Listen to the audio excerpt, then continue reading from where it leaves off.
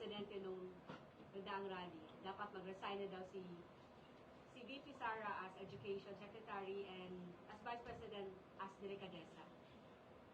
Si Trillanes, huwag mong pakinggan yan. Kasi ang mismong military, hindi nga nakikinig sa kanya.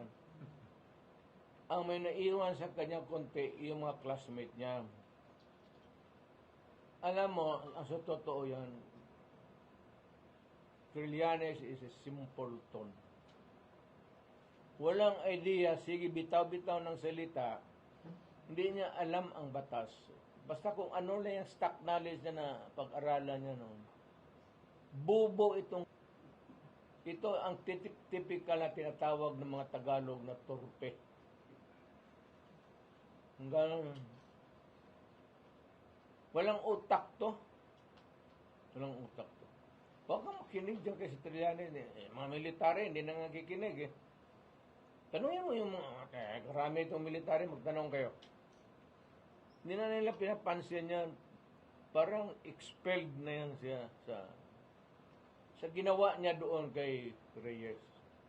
Pero man tao, pinahiya niya tapos nagpakamatay si Reyes. Do you think that would sit well with the PMAers all over the world? Ang akala lang niya, he was doing a heroic duty. Masa Trillanes, parang ano, sino ba?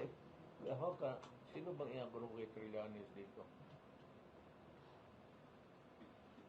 Wala mo pa ano, tingnan mo yung masabi based on my track record. Ang ano niyang, you know my track record.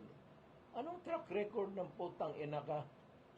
Nag-mutiny ka, tapos pagdating ng pulis, nag-surrender ka. Akala ko ba matapang ka, magpagkamatay? Buti lang, hindi ako na pulis doon, binaril kita. Bayabang na,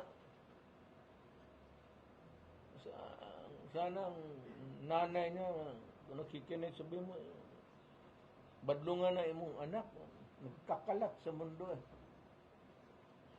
Was given that opportunity to run for President Nanalo because of the sentiments against Arroyo. Sige, magtakbo yan siya uli.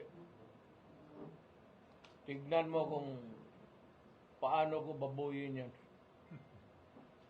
Litsunin ko yan. Doon sa harap niya. Akala niya matapang man siya. Doon akong salita sa harap niya. Akala niya PMA siya ng Antigas. NPA trained ito. Siya PMA, ito NPA.